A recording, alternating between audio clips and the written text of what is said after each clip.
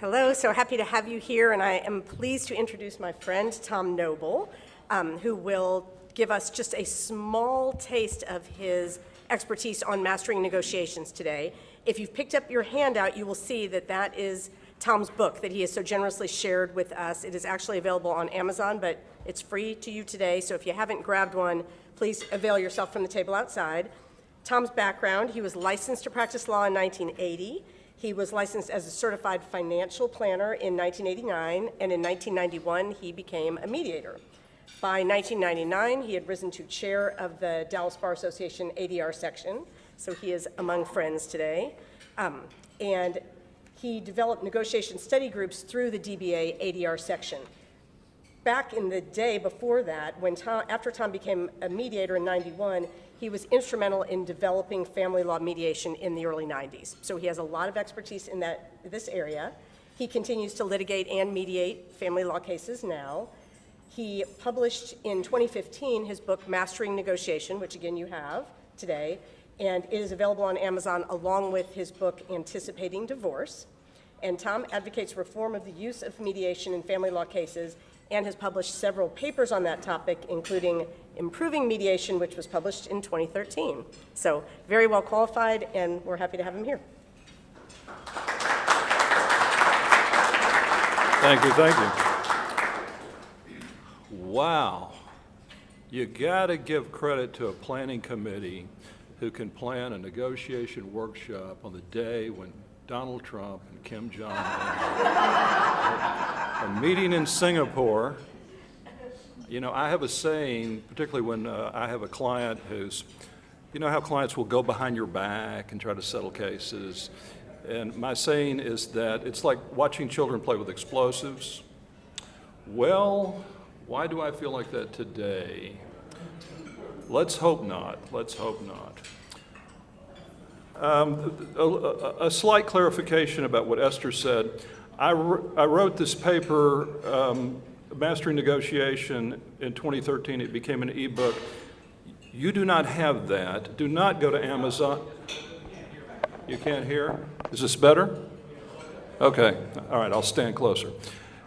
You do not have that. Don't go to Amazon and buy it, because what you have is the update. You have the upgraded version. It will be on Amazon in the future, but right now you have the free version. And one more perk of being a member of these sections. So enjoy, and I hope you get a chance to read it, because there's no way I can cover this in an hour. All right, I'd like to start with the existential question. Why me? Why am I here? Well, I was on the road to Damascus in about 2010, 2011. Around that time, I had been participating in mediations, particularly family law mediations, for about 20 years. I've always had a mixed practice. Some days I'm the mediator, some days I'm a litigator advocating for someone in mediation.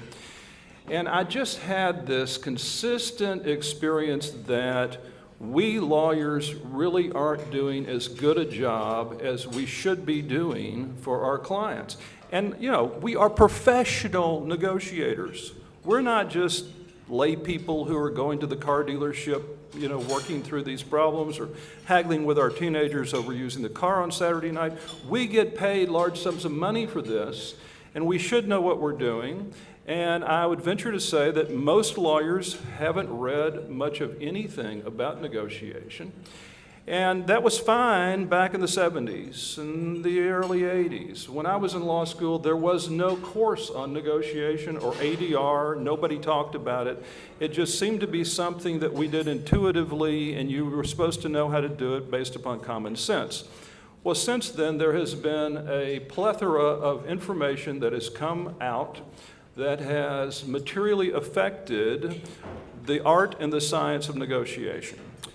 And so, as I pondered this problem of why we lawyers aren't doing better, the first truth that I discovered was that negotiation is a skill. Like all skills, tennis, golf, playing the piano, you get better with practice. If you study it and you practice it, you get better at it. That's how you do it. You don't do it simply by, no concert pianist just shows up for a concert. You got to practice, you got to study it.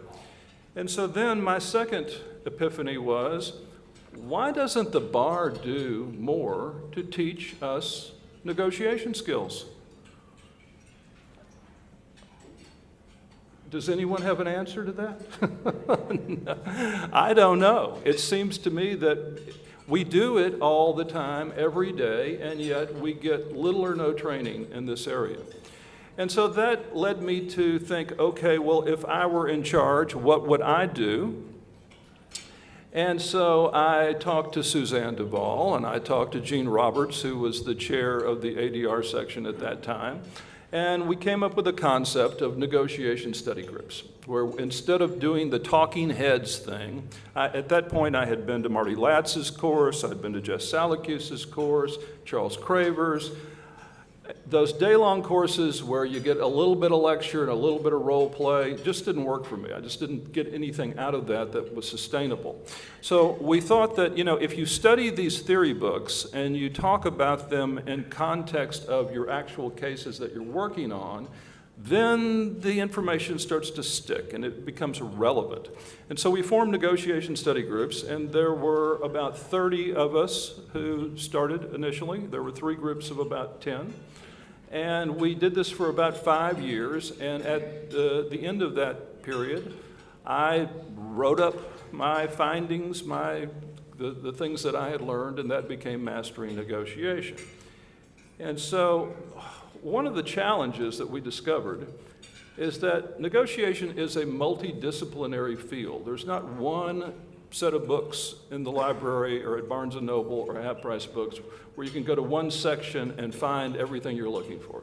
It's negotiation theory, it's law, it's psychology, dispute resolution, problem solving, history, wisdom, decision-making, game theory, and I'm sure that I'm giving that short shrift. I've probably left out a few. So I cannot share with you all of the paper today. I can't do it in an hour. I would be hard-pressed to do it in a day. What I do want to do is, I can't feed you all the fish that I have to offer, but I can suggest to you where if you want to go fishing and you want to learn more about this topic, where you can go. Based upon, and the negotiation study groups have read quite a few books, some good, some bad, so based upon our experience, I'm going to share with you, first of all, some resources where you can go and find the best information on the topic. These are, by the way, listed at the back of your paper, near the end.